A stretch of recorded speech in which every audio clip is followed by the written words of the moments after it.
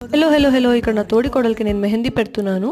బేసిక్గా నేను కోన్ ఇలా పట్టుకుని డిజైన్స్ వేయడం ప్రాక్టీస్ చేసింది from my 6th class onwards. యాక్చువల్గా నాకు గోరింటాకు దాని వాసన అస్సలు పడదనమాట.